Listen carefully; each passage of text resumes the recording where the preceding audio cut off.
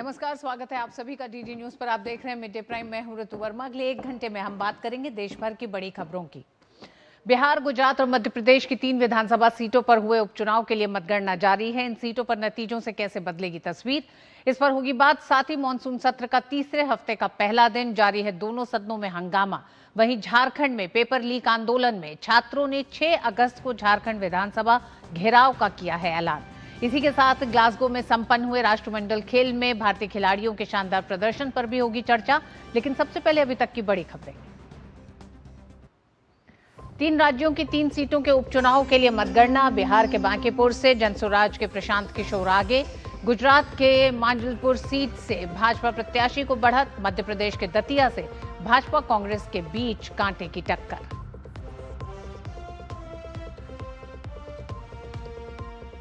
Monsoon सत्र में लगातार तीसरा सप्ताह भी नहीं थम रहा विपक्ष का हंगामा। हंगामे के बीच लोकसभा में भारतीय सांख्यिकी संस्थान विधेयक और बैंकर्स बुक्स एविडेंस बिल पेश किए गए। दोनों सदनों की कार्यवाही दोपहर 2 बजे तक स्थगित।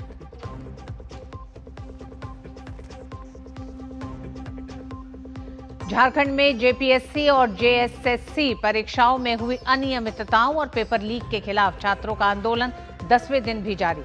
भाजपा ने सोरेन सरकार को घेरा। बाबूलाल मरांडी का सोरेन सरकार पर खुलेआम नौकरियां बेचने का गंभीर आरोप।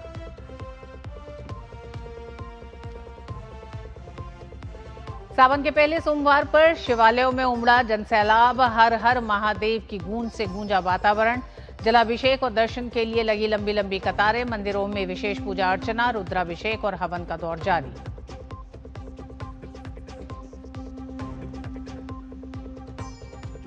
अमेरिकी राष्ट्रपति ट्रंप का यू टर्न। ईरान के खिलाफ विनाशकारी हमला टालने का दावा। कहा, हॉर्मुज स्ट्रेट और परमाणु मुद्दों पर आज से अमेरिका ईरान के बीच नई वार्ता।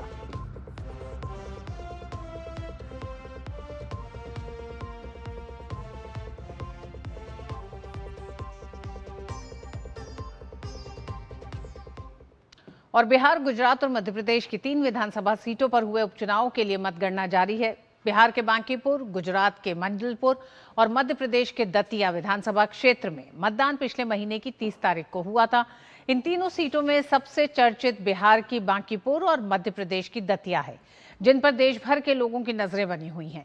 बिहार की हाई प्रोफाइल बांकीपुर सीट पर अभी तक 10 राउंड की गिनती पूरी हो चुकी है, जिसमें जन सुराज के संस्थापक प्रशांत किशोर भाजपा उम्मीदवार नीरज कुमार सिन्हा से 6011 वोटों से आगे चल रहे हैं।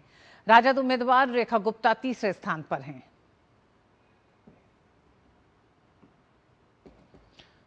और वहीं मध्य प्रदेश की दतिया विधानसभा सीट पर चल रही मतगणना की बात करें तो यहां अब एक छठे राउंड की गिनती पूरी हो चुकी है। शुरुआती रुझानों में कांग्रेस प्रत्याशी घनश्याम सिंह ने बढ़त बना ली है, जबकि भाजपा के आशुतोष तिवारी कड़ी टक्कर दे रहे हैं। दतिया सीट पर मुकाबला बेहद दिलचस्प बना हुआ है और हर राउंड के साथ तस्वीर बदलती नजर आ रही है। मतगणना केंद्र पर सुरक्षा के पुख्ता इंतजाम किए गए हैं और सभी की नजरें अब अगले राउंड के रुझानों पर टिकी हैं। कांग्रेस जहां अपनी बढ़त को बरकरार रखने की कोशिश में है, वहीं भाजपा प्रत्याशी पीछे दिखाई दे रहे हैं, उसको खत्म कर वापसी की उम्मीद लगाए हुए है।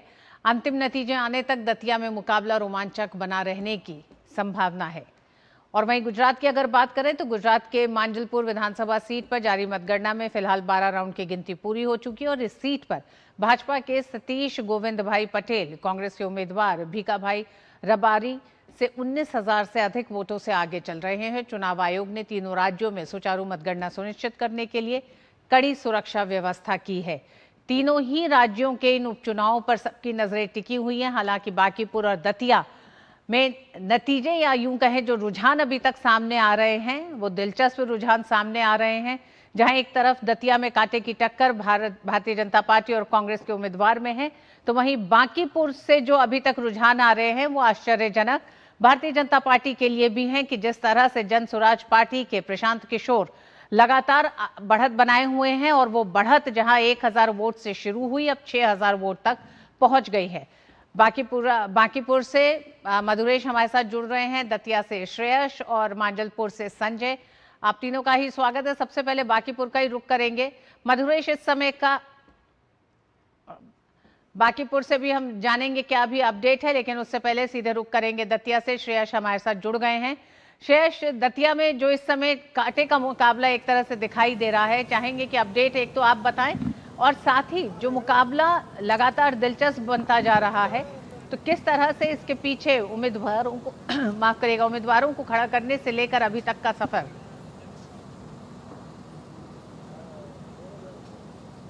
बिल्कुल, देखिए शुरू से ही जो दतिया जो है वो कहा गया कि दतिया जो है वो हॉट सीट है, और उसका सीधा जो उदाहरण है वो यहाँ पर अब देखने को मिल रहा है। क्योंकि सुबह से बात करें तो पहले और दूसरे चरण की जब मतगणना शुरू हुई थी तो उस समय भारतीय जनता पार्टी के जो आशुतोष तिवारी थे वो लगातार आगे चल रहे थे, लेकिन जैसे ही तीसरे और चौथे, पाँचवें, छठे चरण की बात आई तो धीरे धीरे करके जो कांग्रेस पार्टी के उम्मीदवार घनश्याम सिंह यहाँ पर हैं वो जो है बढ़त बनाए हुए हैं। लेकिन सबसे महत्वपूर्ण बात देखिए जो है वो ये है कि जो बढ़त है वो बढ़त बहुत ज़्यादा नहीं है। जो 5-6वें राउंड तक की बात करें तो लगातार जो है 200 से 300, 400, 500, 800, 900 तक भी वो गया था, लेकिन वो फिर घट के 300 पर आया। लेकिन 6वें राउंड में एकाएक जो है वो आंकड़ा जो है 1500 पार किया, और अभी जो आधिकारिक तौर पर इलेक्शन कमीशन का जो आंकड़ा है वो है 1786 जो है वो वोटों से कांग्रेस के प्रत्याशी अभी आगे चल रहे हैं। हालांकि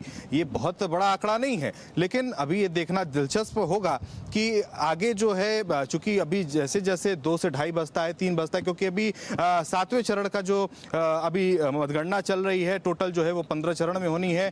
और इसके साथ साथ आपको बता दूं कि प्रत्याशियों की चयन की आपने बात की थी, शुरू से ही यहाँ पर अगर देखा जाए तो जो पूर्व में प्रत्याशी थे यहाँ पर, जब से उनकी विधायकी गई थी उसके बाद से यहाँ पर कांग्रेस ने यहाँ पिछली 2 बार से विधायक जो घनश्याम सिंह यहाँ पर रहे हैं उनको जो है मैदान में उतारा। और उसके बाद भारतीय जनता पार्टी की बात करें तो भारतीय जनता पार्टी यहाँ पर लगातार 3 बार से विधायक रहे।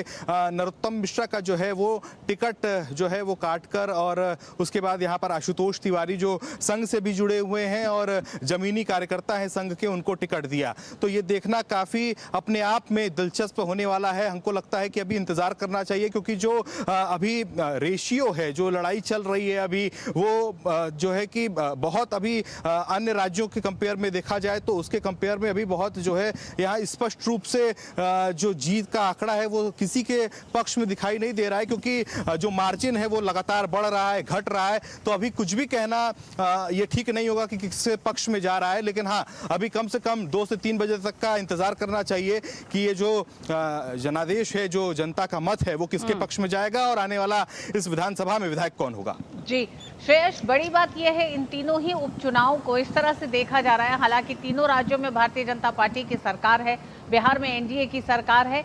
ऐसे में आखिर क्या वजह है कि दतिया जैसा एक उपचुनाव अब प्रतिष्ठा का सवाल बन गया है? श्रेयस, आप आपके पास आएंगे, लेकिन उससे पहले एक बार मधुरेश का रुख करना चाहेंगे। मधुरेश हमारे साथ जुड़ गए हैं बांकीपुर से। मधुरेश, जानना चाहेंगे इस समय अपडेट क्या है, क्योंकि लगातार जो अपडेट आ रहा है उसमें प्रशांत किशोर आगे चल रहे हैं।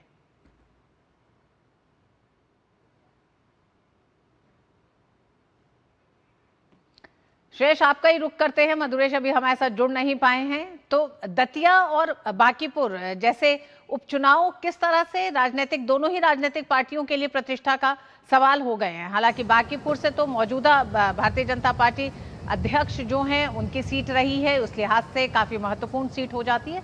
दतिया के लिए क्या कहा जाएगा, किस तरह से दोनों ही पार्टियों के लिए वर्चस्व का सवाल हो गई है?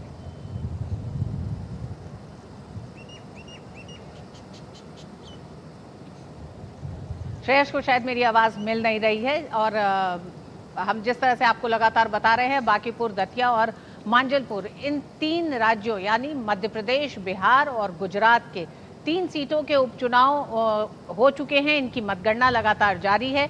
बांकीपुर से जो लगातार अपडेट मिल रहा है उसमें अभी तक तकरीबन 6 राउंड से ऊपर की काउंटिंग हो चुकी है, जिसमें प्रशांत किशोर, जन स्वराज पार्टी के अध्यक्ष, वो इस समय इस सीट पर 6000 वोटों से आगे चल रहे हैं, जो एक तरह से एक बड़ा उलटफेर का संकेत देता है। बांकीपुर सीट बेहद हॉट सीट और महत्वपूर्ण सीट इसलिए भी मानी जा रही है क्योंकि इस पे हमेशा से भारतीय जनता पार्टी इस सीट पर जीतती रही है।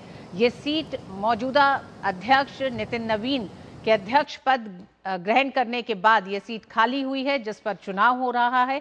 और ऐसे में बांकीपुर की सीट एक महत्वपूर्ण सीट हो जाती है। अगर दतिया की बात करें तो भारतीय जनता पार्टी के आशुतोष तिवारी और कांग्रेस के घनश्याम सिंह चुनावी मैदान में है, जहां पर लगातार एक कांटे की टक्कर दोनों ही प्रत्याशियों के बीच में बनी हुई है। 6 राउंड की काउंटिंग हो चुकी है और दोनों ही एक दूसरे को कड़ी टक्कर देते हुए इस सीट पर दिखाई दे रहे हैं। वहीं मांजलपुर गुजरात की जो सीट है, वहां एक निर्णायक जीत भारतीय जनता पार्टी को मिलती दिखाई दे रही है। तकरीबन 11 से 12 राउंड की काउंटिंग हो चुकी है मांजलपुर में, और मांजलपुर में भारतीय जनता पार्टी के कैंडिडेट इस समय आगे चल रहे हैं।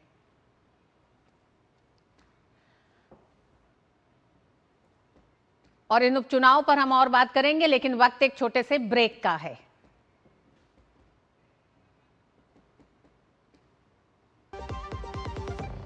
महिलाओं के कल्याण और स्वाभिमान के लिए माननीय प्रधानमंत्री श्री नरेंद्र मोदी जी के मार्गदर्शन में और मुख्यमंत्री श्री नायब सिंह सैनी जी के नेतृत्व में हरियाणा में अनेक योजनाएं चलाई जा रही हैं। आपकी बेटी हमारी बेटी योजना के तहत बेटी के जन्म पर 21,000 रुपए की वित्तीय सहायता उसके भविष्य को सुरक्षित करती है। इस योजना से अब तक लगभग 6 लाख से अधिक बेटियों को करीब 1,250 करोड़ रुपए की राशि का लाभ मिल चुका है। प्रधानमंत्री जी के मार्गदर्शन में ही साथियों हरियाणा सरकार ने भी महिलाओं के सशक्तिकरण के लिए अनेक योजनाएं वो लागू की हैं। हरियाणा में पंचायती राज संस्थाओं में साथियों, चाहे हमारी नगर पालिकाएं हैं, चाहे पंचायती राज संस्थाएं हैं, हरियाणा के अंदर 50% महिलाओं को अधिकार दिया गया है। और जहां पर महिलाएं काम कर रही हैं साथियों, वहां का अलग ही आप लोग देख रहे हैं विकास की गति वो अलग होती है। माननीय मुख्यमंत्री श्री नायब सिंह सैनी जी के नेतृत्व में महिलाओं के आत्मसम्मान को बल देते हुए शुरू की गई दीनदयाल लाडो लक्ष्मी योजना हरियाणा में महिलाओं को खुशी और सम्मान दे रही है। हरियाणा सरकार की ये यात्रा जारी है, एक ऐसे समाज के निर्माण की यात्रा जहां हर बेटी सुरक्षित हो, शिक्षित हो और आत्मनिर्भर हो। नारी शक्ति हमारी ताकत। हर जीत की शुरुआत होती है छोटे छोटे कदमों से, और हर छोटी तैयारी बदल सकती है पूरा नतीजा। क्योंकि मैदान हो या जिंदगी, छोटी से छोटी तैयारी ही देती है प्रोटेक्शन, और प्रोटेक्शन ही देता है भरोसा। जैसे LIC की बीमा लक्ष्मी, एक खास प्लान सिर्फ महिलाओं के लिए, जहां छोटी बचत दे बड़ी सुरक्षा, ताकि जिंदगी के हर मैदान में आप रहे हर पल के लिए रेडी। LIC बीमा लक्ष्मी, रखे हर पल के लिए रेडी। और जैसा कि हम आपको बता रहे थे, बिहार, गुजरात और मध्य प्रदेश की 3 विधानसभा सीटों पर उपचुनाव 30 जुलाई को हुए हैं, जिनमें मतगणना सुबह से जारी है। बांकीपुर में हम देख रहे हैं लगातार प्रशांत किशोर, जन स्वराज पार्टी के अध्यक्ष, इस समय बांकीपुर सीट से तकरीबन 6,000 वोट से आगे चल रहे हैं। 6 राउंड की काउंटिंग हो चुकी है। दतिया में भी कांग्रेस और भारतीय जनता पार्टी के प्रत्याशी के बीच कांटे की टक्कर दिखाई दे रही है। वहीं अगर मांजलपुर गुजरात की बात करें तो वहां भारतीय जनता पार्टी के प्रत्याशियों को एक बड़ी जीत की तरफ जो रुझान है वो दिखा रहे हैं। लेकिन हम सबसे पहले रुक करेंगे बांकीपुर से। मधुरेश हमारे साथ जुड़ गए हैं। मधुरेश, बांकीपुर में एक बड़ा उलटफेर की तरफ रुझान दिखाई दे रहे हैं। 6 राउंड की काउंटिंग तक का नतीजा हम लोग का रुझान जो सामने आया था, उसमें 6,000 वोट से प्रशांत किशोर आगे थे। इस समय क्या अपडेट है? देखिए, 12 राउंड की जो काउंटिंग है वो पूरी कर ली गई है। 6650 वोट के आसपास से प्रशांत किशोर जो है वो आगे चल रहे हैं, और ये कहीं ना कहीं जो है वो दिखा रहा है कि प्रशांत किशोर एक बड़ी जीत की तरफ बढ़ रहे हैं, क्योंकि यहाँ पोलिंग भी बहुत कम हुई थी। मैं आपको याद दिलाना चाहूंगा, केवल 34% के आसपास जो है वो पोलिंग बांकीपुर में हुई थी। ऐसे में अगर कोई भी कैंडिडेट समझा जाता है कि 10,000 के आसपास की अगर मार्जिन बना लेता है तो फिर वो एक अजय स्थिति में पहुंच सकता है। हालांकि अभी 12वें राउंड की ही काउंटिंग चल रही है। कुल 31 राउंड की काउंटिंग होनी है। ऐसे में देखना होगा कि आगे का जो अभी रुझान दिख रहा है वो जीत में तब्दील हो पाता है या नहीं हो पाता है, क्योंकि जो टक्कर है वो बिल्कुल कांटे की चल रही है। इतना मार्जिन है, ये कोई बहुत बड़ा मार्जिन बांकीपुर के हिसाब से नहीं है। नीरज कुमार जो कि बीजेपी के कैंडिडेट है, वो भी लगभग आगे पीछे की तरफ स्थिति में बने हुए हैं। लेकिन फिलहाल 12वें राउंड की काउंटिंग तक 6650 के आसपास मतों से जो प्रशांत किशोर है वो अभी आगे चल रहे हैं। जी, मधुरेश, बिहार में जिस तरह से भारतीय जनता पार्टी और जनसुराज के बीच इस सीट पर कांटे की टक्कर दिखाई दे रही है, ऐसे में राजद इस सीट पर टक्कर देती हुई मुकाबले में क्या नहीं दिखाई दे रही है? ये किस तरह का संकेत है बिहार की राजनीति के लिए? देखिए, एक तो सबसे पहली बात कि जिस तरीके से ये उपचुनाव हुआ, इसमें बीजेपी का चूंकि एक गढ़ था, शायद इसलिए भी बीजेपी पूरी जोर लगाती हुई दिखी। दूसरा, प्रशांत किशोर पिछले जो आम चुनाव हुआ था उसमें उनको मुंह की खानी पड़ी थी, एक भी सीट पर उनको जीत हासिल नहीं हुई थी। तो यही कारण है कि प्रशांत किशोर ने शायद इस बार खुद जो कहेंगे कि खुद जो कमान है वो अपने हाथों में ली और पूरे चुनाव की रणनीति तैयार की और जमीन पर मेहनत करते हुए दिखे।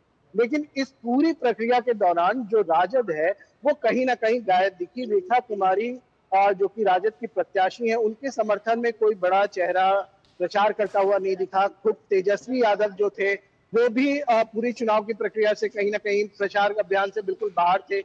आखिरी के 2 दिन वो पटना पहुंचे, लेकिन कोई बड़ी जनसभा या कोई बड़ी रैली उन्होंने नहीं की, तो रोड शो भी नहीं बड़ा किया।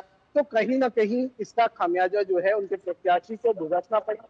और जिस तरीके से जो आम चुनाव हुए थे उसमें बीजेपी को मैंडेट मिला, तो कहीं ना कहीं जो विपक्ष की भूमिका है वो तेजस्वी यादव से शिफ्ट होकर के प्रशांत किशोर की तरफ इस उपचुनाव में जाती हुई दिखी। और हम शुरू से ये कहते आ रहे हैं कि यहाँ जो मुकाबला है वो त्रिकोणीय है। पहला धड़ा तो निश्चित रूप से बीजेपी के पास है, बीजेपी का है। दूसरा जो है वो प्रशांत किशोर शुरू से एक मजबूत कैंडिडेट के रूप में यहाँ पर जमीन पर पसीना बहाते हुए दिख रहे थे। और यही कारण है कि तीसरा धड़ा यानी राजद रेखा कुमारी गुप्ता का है, वो कमजोर होने के बाद उनका जो वोट है वो कहीं ना कहीं शिफ्ट होता हुआ दिख रहा है प्रशांत किशोर की तरफ। और मैं बताना चाहूंगा कि चूंकि अब 12वें राउंड की जो काउंटिंग है वो पूरी हो चुकी है और 6600 से ज्यादा वोटों से प्रशांत किशोर आगे चल रहे हैं, तो जो जन सुराज के समर्थक है, कार्यकर्ता है, उनका उत्साह भी देखने को मिल रहा है। अभी से ही मतगणना केंद्र जो है उसके बाहर जो जश्न है वो मनता हुआ दिख रहा है। अबीर गुलाल जो है वो लगाते हुए जनसुराज के जो कार्यकर्ता हैं वो दिख रहे हैं। हालांकि अभी एक बात और याद रखने की, अभी जो है वो लगभग आधे राउंड की ही काउंटिंग हुई है, 12 राउंड की काउंटिंग हुई है, कुल 31 राउंड पे काउंटिंग अभी होना है। जी मधुरेश, जिस तरह से आप कह रहे हैं कि विपक्ष की बड़ी भूमिका जनसुराज पार्टी या प्रशांत किशोर लेते हुए दिखाई दे रहे हैं, तो सिर्फ इस सीट से ये तय करना, हालांकि बिहार जैसे राज्य के लिए थोड़ी जल्दबाजी होगी, लेकिन बांकीपुर सीट पर भारतीय जनता पार्टी ने अपना पूरा जोर लगाया। नितिन नवीन अध्यक्ष के तौर पर वहां पर मौजूद थे, साथ ही मुख्यमंत्री सम्राट चौधरी ने अपना पूरा जोर लगाया। उसके बावजूद भी अगर प्रशांत किशोर एक इतने बड़े मैंडेट के साथ आगे लगातार बढ़ रहे हैं या इतने बड़े नंबर से चुनौती दे पा रहे हैं, तो भारतीय जनता पार्टी के लिए सोचने की स्थिति तो है। हाँ, निश्चित रूप से देखिए, ये भारतीय जनता पार्टी को अगर हार का यहाँ सामना करना पड़ता है तो निश्चित रूप से एक मंथन का विषय है कि लगभग 40 साल पुराना ये बीजेपी का गढ़ रहा है। लेकिन इस बात से भी कोई इनकार नहीं कर सकता है कि प्रशांत किशोर जो है वो एक कुशल रणनीतिकार हैं, और चूंकि यहाँ पर उनकी खुद की साख दांव पे लगी हुई थी, तो निश्चित रूप से उन्होंने जो रणनीति बनाई थी वो बहुत फुल प्रूफ बनाई थी। और यही कारण है कि उनकी रणनीति के कारण राउंड 1 से राउंड 12 तक वो लगातार मतलब लीड लेते हुए दिख रहे हैं। और कहीं ना कहीं जो बीजेपी था वो दिखाई दे रही है। मधुरेश, आपने रणनीति की बात की, तो रणनीति में जिस दिन से नितिन नवीन भाजपा अध्यक्ष के लिए उन्होंने इस सीट को छोड़ा, रणनीति उसी दिन से प्रशांत किशोर ने इस सीट के लिए अपनी तैयार शुरू कर दी थी। लेकिन क्या भारतीय जनता पार्टी अपनी मजबूत रणनीति में कहीं पीछे रह गया? क्योंकि जिस तरह से भारतीय जनता पार्टी ने पहले अपने प्रत्याशी का नाम बदला और फिर अब जो रुझान सामने आ रहे हैं वो भी संकेत कुछ वैसे ही दे रहे हैं कि एक रणनीतिकार के तौर पर या मजबूत रणनीति के तौर पर प्रशांत किशोर ज्यादा कुशल दिखाई दे रहे हैं। कैंडिडेट कहीं जरूर डैमेज किया है, क्योंकि जिसका चेहरा सामने आता है, और उसके बाद इसको बदला जा रहा है। किस तरीके से लोकसभा की मेरे पीछे जी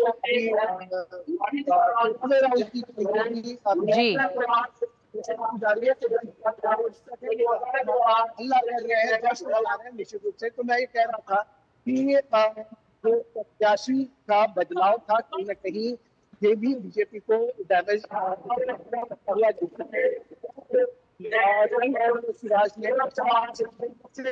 ठीक मधुरेश, आप ठीक कह रहे हैं कि शुरुआती रुझान जन स्वराज पार्टी के समर्थकों के लिए, उस पार्टी के लिए तो उत्साहजनक है, लेकिन इंतजार करना है। अभी ये 12 राउंड की काउंटिंग हुई है। शेष हमारे साथ जुड़े हुए हैं। शेष यही 2 सीटें हैं, बांकीपुर और दतिया, दोनों ही पार्टियों के लिए वर्चस्व का एक तरह से सवाल बनी हुई है। दतिया के मुकाबले को लेकर किस तरह से भारतीय जनता पार्टी और कांग्रेस की रणनीति रही और कौन किस पे भारी पड़ता दिखाई दे रहा है?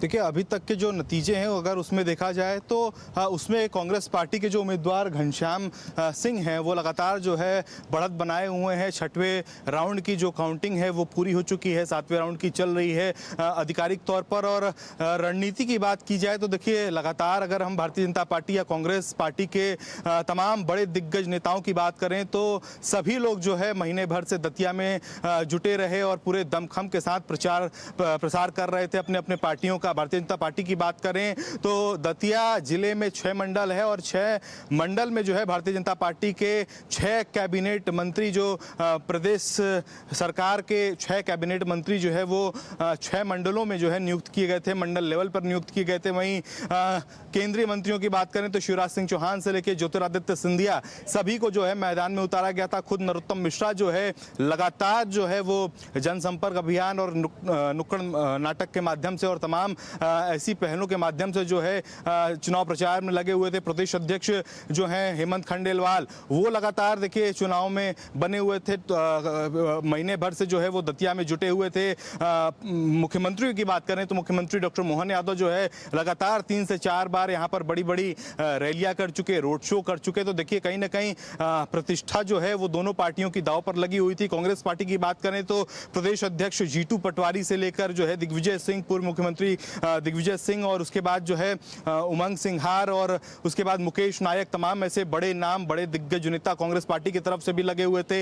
लेकिन बात वही फिर से आती है कि जो दतिया सीट है, दतिया सीट लगातार पिछले अगर 3 विधानसभा चुनावों में देखा जाए 2023 को छोड़ के तो हमेशा जो है वो भारतीय जनता पार्टी के खेमे में आई है। यहाँ से नरोत्तम मिश्रा लगातार 3 बार से विधायक रहे हैं, इनसे वो आप ठीक कह रहे हैं और यही कारण है कि बांकीपुर और दतिया में दतिया, हालांकि ये दोनों ही सीटों पर उपचुनाव है, दोनों ही राज्यों में भारतीय जनता पार्टी की सरकार है, उसके बावजूद भी इन सीटों के नतीजों का इंतजार सभी को हो रहा है, क्योंकि लगातार जो रुझान सामने आ रहे हैं वो एक नए उलटफेर की तरफ इशारा जरूर कर रहे हैं, लेकिन इंतजार करना है, काउंटिंग अभी जारी है। बहुत बहुत धन्यवाद मधुरेश, आपका भी, श्रेयस आपका भी। और संसद में आज भी गतिरोध बना रहा। लोकसभा और राज्यसभा दोनों में ही विपक्ष ने जोरदार हंगामा किया, जिसके कारण दोनों सदनों की कार्रवाई बाधित रही। लोकसभा में प्रश्नकाल और शून्यकाल नहीं चल सके। सदन की बैठक एक बार के स्थगन के बाद अपराह्न 2 बजे तक स्थगित कर दी गई। सरकार ने विपक्षी सदस्यों के शोर शराबे के बीच ही भारतीय सांख्यिकी संस्थान विधेयक 2026 और बैंककार बही साक्ष्य विधेयक 2026 पेश किए। संस्कृति मंत्रालय के राज्य मंत्री राव इंद्रजीत सिंह ने लोकसभा में भारतीय सांख्यिकी संस्थान विधेयक 2026 पेश किया। ये विधेयक भारतीय सांख्यिकी संस्थान के लिए एक व्यापक कानूनी ढांचा तैयार करने के उद्देश्य से लाया गया है, ताकि ये सांख्यिकी विज्ञान और उससे जुड़े क्षेत्रों में विश्व स्तर पर मान्यता प्राप्त केंद्र के रूप में उत्कृष्ट प्रदर्शन कर सके और इससे संबंधित या उससे जुड़े मामलों के लिए प्रावधान कर सके। I rise to move for leave to introduce the Indian Statistical Institute Bill 26 to provide for a comprehensive statutory framework to the Indian Statistical Institute to excel as a globally recognized center in statistical sciences and allied fields, and to provide for matters connected therewith or incidental thereto. वित्त मंत्री निर्मला सीतारमण ने लोकसभा में बैंककार बहिसाक्ष्य विधेयक 2026 पेश किया। ये bill औपनिवेशिक काल के 135 वर्ष पुराने बैंककार बहिसाक्ष्य अधिनियम 1891 की जगह लेगा। इस विधेयक का मुख्य उद्देश्य बैंकिंग रिकॉर्ड को अदालतों में साक्ष्य के रूप में पेश करने की कानूनी प्रक्रिया को आधुनिक बनाना है। So I rise with your permission to move for the lead to introduce a bill to provide for law relating to evidence with respect to bankers' books and to align it with contemporary digital banking practices and for matters connected therewith or incidental thereto. और आइए आपको बताते हैं bankers books evidence bill 2026 क्यों है खास।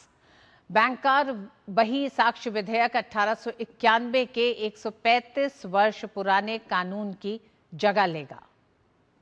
Digital record को एक कानूनी आधार मिलेगा, साथ ही कानूनी प्रक्रिया को आधुनिक बनाना इस बिल का सबसे बड़ा मकसद है। अदालतों में बैंक रिकॉर्ड की प्रक्रिया अब सरल होगी, वहीं बैंकिंग व्यवस्था में पारदर्शिता बढ़ेगी।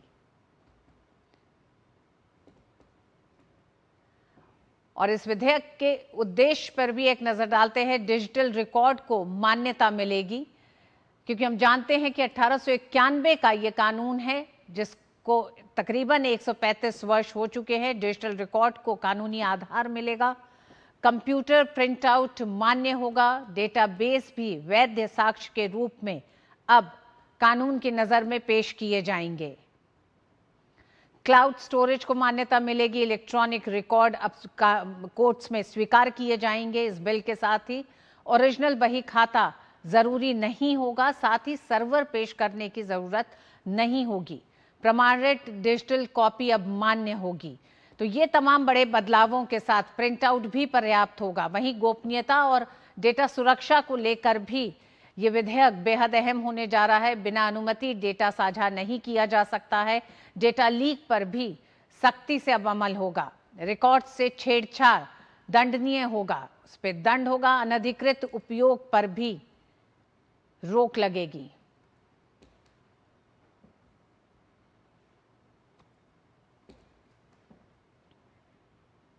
वहीं भारतीय सांख्यिकी संस्थान विधेयक पर भी नजर डालते हैं कि इसमें क्या खास है। भारतीय सांख्यिकी संस्थान विधेयक प्रमुख प्रावधान जो इसके हैं वो 1959 के अधिनियम की जगह नया कानून ISI को निगम निकाय का दर्जा देगी। वहीं प्रशासनिक व्यवस्था और अधिक मजबूत होगी। राष्ट्रपति होंगे संस्थान के विजिटर, साथ ही बोर्ड ऑफ गवर्नर्स का भी गठन किया जाएगा। इसके तहत भारतीय सांख्यिकी संस्थान विधेयक जिसमें राष्ट्रपति विजिटर होंगे संस्थान के, बोर्ड ऑफ गवर्नर्स का भी गठन किया जाएगा।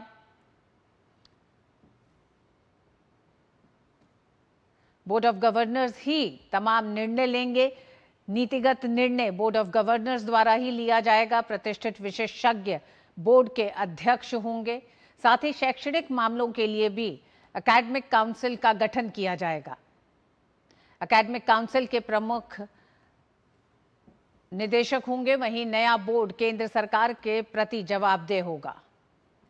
इस विधेयक की जरूरत क्यों पड़ी ये भी आपको समझाते हैं। डेटा साइंस और तकनीक की मांग के तहत इस विधेयक की मौजूदा वक्त में जरूरत पड़ी है। उच्च स्तरीय सांख्यिकविदों की मांग थी कि इस तरह के विधेयक को लेकर आया जाए, ये तब्दीलियां की जाए। तकनीकी वित्तीय क्षेत्रों में डेटा वैज्ञानिकों की जरूरत पर आधारित है ये विधेयक। ISI का आधुनिकीकरण आवश्यक है। पुरानी समीक्षा समितियों की सिफारिशों में इस विधेयक की जरूरत पे बल दिया गया था और यही कारण है कि इस विधेयक को लेके आया गया है। IIT, IIM के समकक्ष लाने की सिफारिश थी। वहीं लंबित सुधार लागू होंगे। बेहतर शासन और जवाबदेही भी तय होगी अब इस विधेयक से। उधर राज्यसभा में भी विपक्ष का हंगामा जारी रहा, जिससे उच्च सदन की कार्रवाई बाधित रही। राम मंदिर के चढ़ावे की कथित चोरी और नीट पेपर लीक के विरोध में प्रदर्शन करने वाले छात्रों पर पुलिस कार्रवाई के मुद्दे पर विपक्षी सदस्यों के हंगामे के कारण राज्यसभा की बैठक शुरू होने के कुछ देर बाद दोपहर 2 बजे तक स्थगित कर दी गई। हंगामे की वजह से उच्च सदन में शून्यकाल और प्रश्नकाल नहीं चल पाए। बैठक शुरू होने पर सभापति सीपी राधाकृष्णन ने ग्लासगो में संपन्न राष्ट्रमंडल खेलों में भारतीय खिलाड़ियों की सफलता का उल्लेख किया और उन्हें बधाई दी। इसके बाद सभापति ने आवश्यक दस्तावेज सदन के पटल पर रखवाए और शून्यकाल शुरू करते हुए मुद्दे उठाने के लिए सदस्यों के नाम पुकारे। इसी दौरान विपक्षी सदस्य हंगामा करने लगे। हंगामे के बीच ही लोक महत्व से जुड़े मुद्दे उठाए गए। सभापति ने हंगामा कर रहे सदस्यों से शांत रहने और शून्यकाल चलने देने के लिए कहा। बैठक को दोपहर 2 बजे तक स्थगित कर दिया गया। Joins me in congratulating the Indian contingent on its outstanding performance at the just concluded Commonwealth Games and the Commonwealth Para Games held at Glasgow in Scotland, United Kingdom. India secured an impressive 4th position in the Commonwealth Games medal tally, winning 39 medals overall. Comprising 13 gold, 17 silver and 9 bronze medals, our para-athletes scripted history by registering their best ever performance at the Commonwealth Para Games with 7 medals, including 3 gold, 2 silver and 2 bronze medals. The remarkable achievement has brought immense pride and honor to the nation and bear testimony to the growing excellence of Indian sportspersons. उधर संसद परिसर में बीते शुक्रवार को निर्दलीय सांसद पप्पू यादव द्वारा चंदा चोरी पर किए गए नुक्कड़ नाटक पर सियासी घमासान तेज हो गया है। समाजवादी पार्टी के सांसद राम गोपाल यादव ने इस नाटक की कड़े शब्दों में निंदा की है। उन्होंने स्पष्ट किया कि राम मंदिर में चंदा चोरी के आरोपों से संतों का कोई वास्ता नहीं है।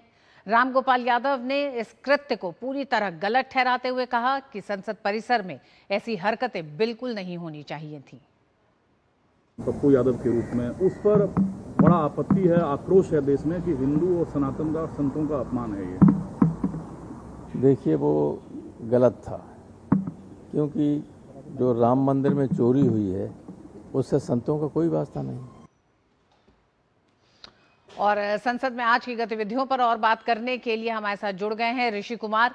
ऋषि, राम गोपाल यादव ने जिस तरह से कहा है, और या फिर यूं कहें कि कांग्रेस के पक्ष से या कांग्रेस के पूरे अंदाज से अपने आप को अलग करते हुए, तो साफ दिखाई देता है मॉनसून सत्र तो तीसरा हफ्ता है, हंगामा आज भी जारी है और ऐसा लगता है कि आने वाले समय में भी इसी तरह का हंगामा जारी रहेगा। लेकिन रणनीतियों पे बहुत साफ उत्तर प्रदेश का चुनाव दिखाई दे रहा है। राम गोपाल यादव के स्टेटमेंट को किस तरह से देखते हैं? देखिए ऋतु, जिस तरीके से राम मंदिर से संबंधित जो इशू है उसको लेकर समाजवादी पार्टी शुरू से ही इस मुद्दे पर ज़्यादा एग्रेसिव दिखाई दी थी और वो रोज़ाना करीब करीब इसी मुद्दे पर प्रदर्शन कर रहे थे। लेकिन उनका प्रदर्शन सिर्फ और सिर्फ जो प्ले कार्ड लाकर अपने नारेबाजी तक ही सीमित था। लेकिन जिस तरीके से इस पूरे घटनाक्रम में, अगर इस सियासत में मैं आपको थोड़ा समझाने की कोशिश करूं, इसमें अभी तक कांग्रेस साथ में नहीं होती थी। इस बात को हमने रोज़ाना इस बात को नोटिस किया था कि कांग्रेस अपने अलग मुद्दों को रखती थी प्रदर्शन के दौरान और समाजवादी पार्टी अलग मुद्दों को अपने साथ रखती थी, जिसमें कि वो राम मंदिर से जुड़े हुए मुद्दे के साथ कांग्रेस नहीं थी। लेकिन उस दिन जो शुक्रवार को जो हुआ, वो पहली बार ऐसा लगा कि उस मुद्दे में कांग्रेस भी हुई और पप्पू यादव जिस तरीके से एक साधु के वेश में आकर उन्होंने जो पूरा का पूरा यहाँ पर नाट्य मंचन किया, उसको लेकर जो पूरी की पूरी सियासत हुई और साधु संतों के बीच में जो आक्रोश हुआ, उसके बाद समाजवादी पार्टी को ये समझ में आ गया कि जिस तरीके से कांग्रेस इसमें शामिल हुई है, यह जो भी घटनाक्रम हुआ है उससे उन्हें नुकसान होने जा रहा है। सियासत को साफ समझने वाले राम गोपाल यादव इस बात को जान गए और इसी वजह से उन्होंने ये बयान भी दे दिया। हालांकि समाजवादी पार्टी के नेताओं ने आज सुबह से ही इस बात को कहना शुरू कर दिया था कि पप्पू यादव एक निर्दलीय सांसद हैं और वो किस वेशभूषा में आएंगे ये हम नहीं तय करते और हमने इस मुद्दे को अलग तरीके से रखा है। तो कुल मिलाकर अब जो यूपी की सियासत है वो एक अलग रूप में दिखाई दे रही है, जिसमें समाजवादी पार्टी अपने आप को न सिर्फ पप्पू यादव से बल्कि कांग्रेस से भी अलग रखना चाह रही है। क्योंकि इसमें हमने उस दिन देखा था कि कांग्रेस की तरफ से इसमें बढ़ चढ़कर हिस्सा लिया गया था, राहुल गांधी ने भी उसमें चंदा चढ़ाया था। तो अब तक जो कांग्रेस दूर थी, जब वो पास आ जाती है तो यहाँ सियासत बढ़ जाती है और इस सियासत में कहीं ना कहीं अब सिर्फ और सिर्फ पप्पू यादव अकेले खड़े हुए दिखाई देते हैं। अब इसमें दिलचस्प बात यह है कि कांग्रेस इस मसले को कैसे लेती है वो इसमें क्या प्रतिक्रिया के आगे बढ़ाना चाहती है और वो किस तरीके से इस कंसेप्ट पर आगे बढ़ना चाहती है। क्योंकि यहाँ पर सीधे सीधे तौर पर यहाँ पर हमने देखा है कि पप्पू यादव के खिलाफ, राहुल गांधी के खिलाफ जो प्रिविलेज मोशन भी मूव किए गए हैं कि आपने जो संसद की जो परंपराएं हैं और जो तमाम नियम हैं उनका उल्लंघन किया है और किसी भी धार्मिक कृत्य को किस तरीके से यहाँ पर नहीं कर सकते हैं, वो नाट्य रूपांतरण भी। तो उसको लेकर कांग्रेस और समाजवादी पार्टी को अब स्पष्ट करना होगा कि वो साथ साथ हैं या अलग अलग राजनीति के साथ आगे बढ़ रहे हैं। जी अब ऋषि, जहां हम बात कर रहे हैं उत्तर प्रदेश चुनाव की भी, तो ऐसे में ये भी सवाल है कि मुद्दों को लेकर दोनों ही राजनीतिक पार्टियां इस चुनाव को कर रही हैं और उस चुनाव का एक तरह से मैदान उन्होंने मॉनसून सत्र को बनाया। छात्रों के मसले पर जिस तरह से प्रधानमंत्री आवास के बाहर कांग्रेस राहुल गांधी के साथ पूरा पहुंची थी, तो उसमें अखिलेश यादव नहीं थे, न उन्हें आमंत्रित किया गया था। लेकिन इस वाले मसले पर वहां पप्पू यादव के सामने दिखाई दे रहे थे समाजवादी पार्टी के तमाम सांसद। लेकिन जिस तरह से रामगोपाल यादव ने एक दूसरी लाइन ली है, वो बताती है कि अभी मुद्दों के चुनाव में दोनों ही साझेदार एक साथ दिखाई नहीं दे रहे हैं। तो विपक्ष में टकराव है या यूपी के इलेक्शन को लेकर ये दूरी बन रही है? बिल्कुल, देखिए इसमें मुद्दों से टकराव से ज़्यादा मुझे लगता है कि यूपी की जो सियासत है और उसमें जो भागीदारी है, मुझे लगता है दोनों ही पार्टियां जिस तरीके से लोकसभा में उन्होंने चुनाव लड़ा और उसके बाद जिस तरीके से छात्रों से संबंधित मुद्दे पर कांग्रेस पार्टी ने एग्रेसिव होकर अपने मुद्दे को रखा, उसी तरीके से राम मंदिर के मसले पर समाजवादी पार्टी आगे बढ़ रही थी। लेकिन यहाँ पर दोनों ही दल एक दूसरे के साथ खड़े हुए इसलिए दिखाई नहीं दे रहे थे कि दोनों की सियासत अलग है और दोनों को ये लग रहा है कि इससे उनको क्या फ़ायदा होगा, या कहीं ना कहीं मुझे लगता है कि अगर दोनों मिलकर चुनाव लड़ते हैं तो किसकी ताकत ज़्यादा है, इसको लेकर भी एक रूपरेखा को तय करने की ये कवायद हो सकती है कि कौन ज़्यादा सीटों पर लड़ेगा। तो ये यूपी की सियासत का ही एक असर मुझे लगता है, क्योंकि इसमें जिस तरीके से छात्रों के मसले को लेकर राहुल गांधी ने लीड लेने की कोशिश की, तो उसमें अखिलेश यादव उस समय शुरुआत में नहीं थे, हालांकि बाद में वो उनके साथ शामिल हुए थे, लेकिन उनकी जो बॉडी लैंग्वेज थी वो कहीं से भी उनके साथ उस तरीके से शामिल होने वाली नहीं थी एग्रेसिव रूप में। लेकिन इस मुद्दे पर, राम मंदिर के मसले पर वो एग्रेसिव होकर आगे बढ़ रहे थे। इसमें जब कांग्रेस शामिल होती है और पूरी तरीके से पप्पू यादव ने इस पूरे मसले में आकर एक नई रूपरेखा स्पष्ट कर दी और समाजवादी पार्टी को इस पर नुकसान होता हुआ दिखाई दिया, तो इसी वजह से रामगोपाल यादव को अब आगे किया गया। क्योंकि ऋतु में आपको बताऊं, रामगोपाल यादव मीडिया को कम बाइट देते हैं, अपनी उनकी जो अभी लाइन होती है वो बहुत कम बोलते हैं आजकल। अब अगर हम कहें तो इस सत्र में पहली बार उन्होंने इस तरीके से अपनी अभिव्यक्ति की है। तो ये जो पूरी की पूरी सियासत है वो यूपी की सियासत का ही असर दिखाई दे रहा है। जी इसके अलावा भी ऋषि, किस तरह से विपक्ष लगातार गतिरोध तो बनाए हुए है, लेकिन क्या विपक्ष की अब मांग क्या है? क्योंकि ये माना जा रहा था कि तीसरे हफ्ते की शुरुआत से शायद संसद के भीतर कुछ कामकाज हो सके और खासकर प्रश्नकाल और शून्यकाल तो कम से कम चले, जिसमें जनता के तमाम वो मुद्दे हैं जिन्हें जनप्रतिनिधि उठाना चाहते हैं। देखिए ऋतु, जहाँ तक अब संसद में सरकार की तरफ से जो विधायी कार्य हैं उनको आगे बढ़ाने की जो कोशिश है, वो सरकार उस पर पूरी शिद्दत से काम को आगे बढ़ा रही है। आज भी हमने देखा कि 2 विधेयक इंट्रोड्यूस किए गए, दोनों के बारे में आपने बताया कि ये दोनों कितने महत्वपूर्ण हैं और देश में जिस तरीके से कानून व्यवस्था को इफेक्टिव बनाने के लिए तकनीकी का जो उपयोग है वो शामिल होना किसी भी कानून, पुराने कानून में ज़रूरी है, उसको सरकार अब इन दोनों ही विधेयकों के माध्यम से रेखांकित करना चाहती है। सरकार ने पिछले ही सप्ताह ये साफ कर दिया था कि उसका सेकंड गियर पड़ गया है, यानी कि अब वो सेकंड मोड में है। आप अपने मुद्दों को रखिए, लेकिन सरकार अपने विधायी कार्यों को आगे बढ़ाएगी। जो जिम्मेदारी है कि उस विधेयकों पर चर्चा हो, उस पर चर्चा भी की जाएगी, लेकिन चर्चा में भाग लेना और न लेना ये विपक्ष की जिम्मेदारी भी है। तो ऐसे में अब 2 महत्वपूर्ण विधेयक, चाहे अगर हम देखें जजेस से संबंधित जो विधेयक है और MSME से संबंधित, दोनों ही विधेयक लोकसभा में और राज्यसभा में अलग अलग वो कंसिडरेशन और पासिंग के लिए, यानी कि सरकार अब इन्हें पारित करने के लिए रखेगी। देखना होगा कि इस समय विपक्ष क्या उस समय चर्चा में भाग लेता है या उसी तरीके से शोर शराबा और हंगामा करता है। प्रायोरिटी अब विपक्ष को इन दोनों विधेयकों को लेकर तय करनी होगी। सरकार की पुरजोर कोशिश है कि विधेयकों को पारित किया जाए और जो कानून का बनाने का जो काम, कानून बनाने का जो काम है, संसद का जो मुख्य काम है, उसको अमली जामा पहनाया जाए। ठीक, अंत में ऋषि, बहुत संक्षेप में, जिस तरह से पप्पू यादव ने एक पूरा नुक्कड़ नाटक की प्रस्तुति दी, संसद के भीतर चर्चा होनी है, पटल पर बहस होती है, तमाम बिलों पर चर्चा होती है, पक्ष विपक्ष अपनी अपनी राय रखता है, लेकिन इस तरह से क्या संसद की गंभीरता के साथ एक खिलवाड़ के तौर पर इसे देखा जा रहा है? क्या किसी तरह की कोई कार्रवाई की जाएगी? कुछ इस पे चर्चा हो रही है। देखिए, उनके खिलाफ प्रिविलेज मोशन तो दिए गए हैं, स्पीकर के पास ये पूरे अधिकार हैं, क्योंकि पूरे के पूरे संसद परिसर को अगर देखें तो इसके जो कस्टोडियन है वो स्पीकर हैं। संसद के अंदर या संसद के बाहर किसी भी गतिविधि के लिए जो नियम है उसके लिए ऊपर लोकसभा अध्यक्ष के पास पर्याप्त अधिकार हैं, प्रिविलेज मोशन दिए गए हैं। अब उन्हें चेतावनी देते हैं या कार्रवाई करते हैं, ये उनके ऊपर है, लेकिन इसमें सत्ता पक्ष ने निश्चित तौर से इस मसले पर विपक्ष को बैकफुट पर ला दिया है, जिस तरीके से उन्होंने जो कृत्य किया है, और इस पर अब विपक्ष को भी समझ में आने लगा है और इसी वजह से उनके सुर जो है बदले हुए हैं। रामगोपाल यादव को आगे करके समाजवादी पार्टी ने साफ कर दिया है कि इस मसले पर उसकी क्या राय है और जो घटनाक्रम हुआ है उस पर वो क्या सोचती है। ऋतु, बहुत बहुत धन्यवाद ऋषि, पूरी जानकारी के लिए धन्यवाद। और आइए बात करते हैं झारखंड की। झारखंड में प्रतियोगी परीक्षाओं में कथित धांधली और भर्ती में अनियमितताओं का मुद्दा लगातार तूल पकड़ता जा रहा है। जेपीएससी और जेएसएससी की भर्ती परीक्षाओं को लेकर छात्रों का विरोध प्रदर्शन जारी है। रांची के जयपाल सिंह मुंडा स्टेडियम में बड़ी संख्या में अभ्यर्थी कई दिनों से धरने पर बैठे हैं और भर्ती प्रक्रिया में पारदर्शिता की मांग कर रहे हैं। प्रदर्शन कर रहे छात्रों का आरोप है कि भर्ती परीक्षाओं में गड़बड़ियों के कारण उनके भविष्य के साथ खिलवाड़ हुआ है। उनका कहना है कि पूरे मामले की सीबीआई जांच कराई जाए और दोषियों के खिलाफ सख्त कार्रवाई की जाए। छात्रों ने स्पष्ट किया कि उनकी मांगें पूरी होने तक आंदोलन जारी रहेगा।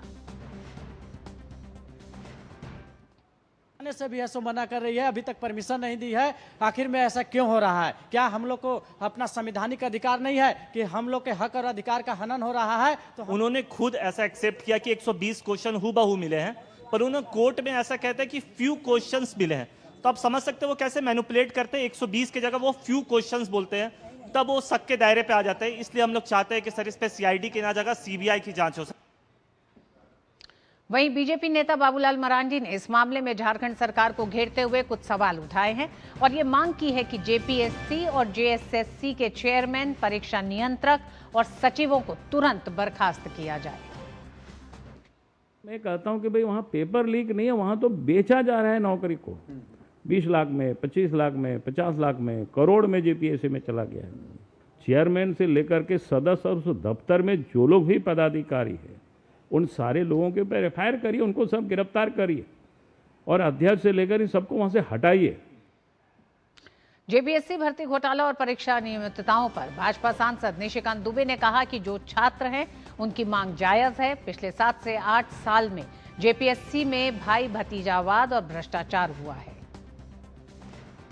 जेन्युइन डिमांड के लिए पिछले 7-8 साल में Jharkhand public service commission, Jharkhand staff selection commission में केवल भाई भतीजावाद और भ्रष्टाचार हुआ है। जो झारखंड के बच्चे हैं वो जेन्युइनली नौकरी नहीं कर पा रहे हैं, उनको नौकरी नहीं मिल पा रही है। जो गरीब बच्चे हैं उनको तो और भी नहीं मिल रही है। इसके लिए झारखंड में लगातार आंदोलन चल रहा है और मेरा आप लोगों से आग्रह होगा कि आप लोग इन चीज़ों को दिखाइए कि जेन्युइन छात्र का आंदोलन क्या होता है, कांग्रेस का असली चेहरा क्या है, झारखंड मुक्ति मोर्चा का असली चेहरा क्या है, समाजवादी पार्टी का असली चेहरा क्या है। और रांची से इस खबर पर दिवाकर हमारे साथ जुड़ गए हैं। दिवाकर, सबसे बड़ा सवाल यही, छात्रों को तकरीबन 10 दिन होने जा रहा है अनशन और आंदोलन पे बैठे। छात्रों का कहना ये साफ है कि उनकी 3 बड़ी मांगे उसे नहीं पूरा करेंगे तो 6 तारीख को विधानसभा का घेराव करेंगे। क्या ये अल्टीमेटम अब दे दिया है छात्रों ने सरकार को, झारखंड सरकार को?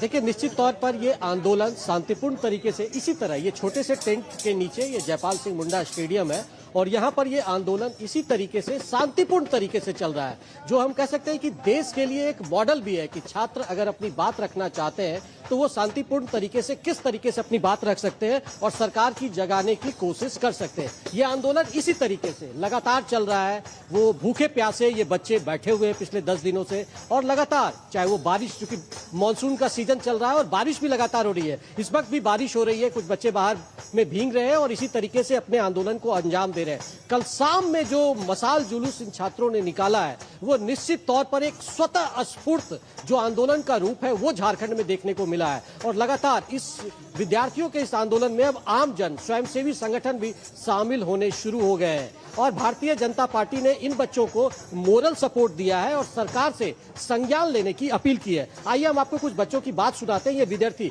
ये जेपीएससी और जेएससीसी के एग्जाम दिए हुए छात्र हैं जिनका अभी पीटी का रिजल्ट आया है और उसमें किस तरीके से अनियमितता हुई है, गड़बड़ी हुई है, आइए सुनते हैं उनके मुंह से। क्या कुछ आपकी मांग है?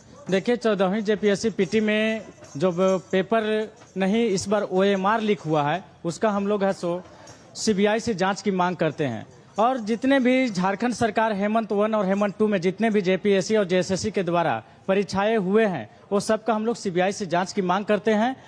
और जितने भी परीक्षाओं में गड़बड़ियां हुई हैं और उन किनसे गड़बड़ी किया गया है उन एजेंटों पर भी कड़ी से कड़ी कार्रवाई हो, उन अफसरों पर भी कड़ी से कड़ी कार्रवाई हो ताकि भविष्य में इस तरह का नौकरी को बेचने का, झारखंड के भविष्य को बेचने का दोबारा कदम न उठाएं। तो ये ऋतु सिंपल एक सवाल है कि झारखंड के जो मेधा है उसको बेचने का प्रयास सरकार और सिस्टम के द्वारा हुआ है और उस सिस्टम में रिफॉर्म की जरूरत है। देखिए, आंदोलन का एक रूप आपको दिखाते हैं।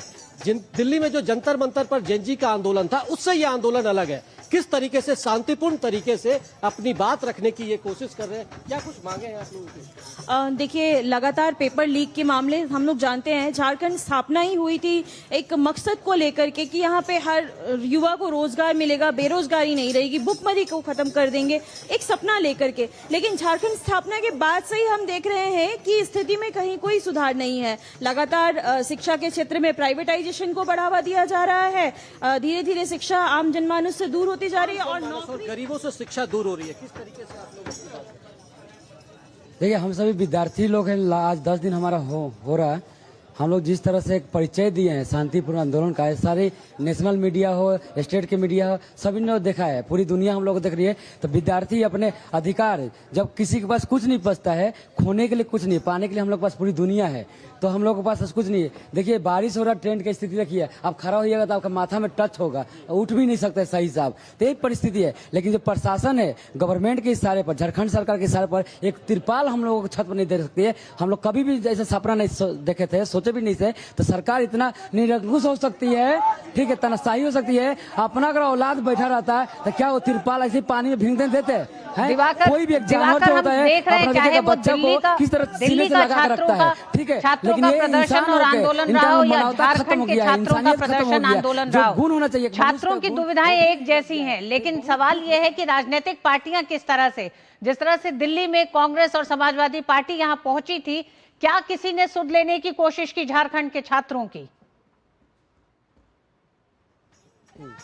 देखिए, झारखंड के जो छात्र हैं, देखिए इनके मुंह से सुनिए। जी सर, अभी जैसा हम लोगों का प्रोग्राम चल रहा है और जिस तरह से आंदोलन कर रहे हैं शांतिपूर्ण ढंग से और प्रदर्शन हम लोग दिखाते हैं सिर्फ सरकार को कि आप हमारी बातों को मानिए, क्योंकि अब हम ना रुकने वाले हैं ना झुकने वाले हैं। सर, विडंबना ये है हमारे स्टेट में कि जब सरकार को मतलब एक्स्ट्रा सोर्स ऑफ इनकम की जरूरत होती है तो नोटिफिकेशन निकाल देती है। मतलब ऐसा कि उनको खैनी गुटखा खाना हो तो वो हमारे लिए नोटिफिकेशन जाहिर कर देती है, और वो नोटिफिकेशन जारी होने के बाद ना तो एग्जाम का कोई ठिकाना है और ना ही अगर एग्जाम कैंसिल भी होता है तो उसका हम लोगों को कोई। बिल्कुल, झारखंड के छात्रों ने हेमंत सोरेन सरकार को एक बड़ी चुनौती दे दी है। 10 दिन हो चुका है, एक शांतिपूर्ण प्रदर्शन और आंदोलन कर रहे हैं ये छात्र। कुछ अनशन पे बैठे हैं, कुछ आंदोलन में बैठे हैं। मांग साफ है कि अगर मांग पूरी नहीं होगी तो वो 6 तारीख को विधानसभा का घेराव करेंगे। चुनौती बड़ी दिखाई देती है हेमंत सरकार के सामने। बहुत बहुत धन्यवाद दिवाकर, समय कम है, अभी तक के लिए शुक्रिया। और अब खेल की खबरों को जानने के लिए सीधे रुख करेंगे अपनी सहयोगी सुचित्रा के पास। जी सुचित्रा। सबकी जुबान पर इस वक्त राष्ट्रमंडल खेलों में जो भारत ने शानदार प्रदर्शन किया है वही है, तो कॉमनवेल्थ खेलों की ही हम बात करते हैं। ग्लासगो राष्ट्रमंडल खेल 2026 का रंगारंग समापन हो गया है। समापन समारोह में भारत आकर्षण का केंद्र रहा। राष्ट्रमंडल खेलों का ध्वज औपचारिक रूप से अहमदाबाद को सौंपा गया और इसके साथ ही भारत ने 2030 में होने वाले राष्ट्रमंडल खेलों के ऐतिहासिक शताब्दी संस्करण की मेजबानी की अपनी यात्रा शुरू कर दी। ग्लासगो में भारतीय खिलाड़ियों का दमदार प्रदर्शन देखने को मिला। भारत ने इस बार कुल 39 पदक जीतकर पदक तालिका में चौथा स्थान हासिल किया। भारतीय दल ने प्रतियोगिता में 13 स्वर्ण, 17 रजत और 9 कांस्य पदक पर अपना कब्जा जमाया। भारत का यह अभियान मुक्केबाजों के रिकॉर्ड तोड़ प्रदर्शन और एथलेटिक्स, वेटलिफ्टिंग, जूडो व पैरा खेलों में खिलाड़ियों के दमदार खेल के चलते यादगार रहा।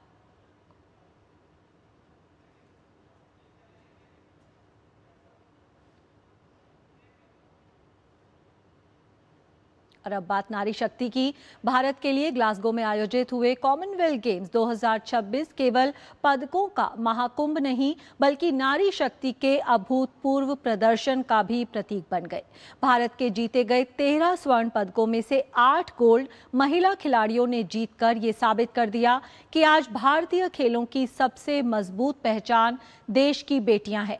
भारोत्तोलन में मीराबाई चानू ने एक बार फिर स्वर्ण पदक जीतकर अपनी महानता को साबित किया। ओलंपिक मेडलिस्ट मीराबाई ने लगातार शानदार प्रदर्शन करते हुए भारत के लिए कॉमनवेल्थ खेलों में लगातार तीसरा स्वर्ण पदक अपने नाम किया। पैरा एथलेटिक्स में शर्मिला धनखड़ ने महिला शॉटपुट स्पर्धा में गोल्ड जीतकर देश का गौरव बढ़ाया। वहीं अस्मिता डे इतिहास रचते हुए कॉमनवेल्थ गेम्स में जूडो में स्वर्ण जीतने वाली पहली भारतीय खिलाड़ी बनी। और कॉमनवेल्थ गेम्स में भारत के शानदार प्रदर्शन और भारत की महिला शक्ति के प्रदर्शन पर और बात करने के लिए हमारे साथ जुड़ गए हैं हमारे खास मेहमान वरिष्ठ खेल पत्रकार राकेश थपलियाल।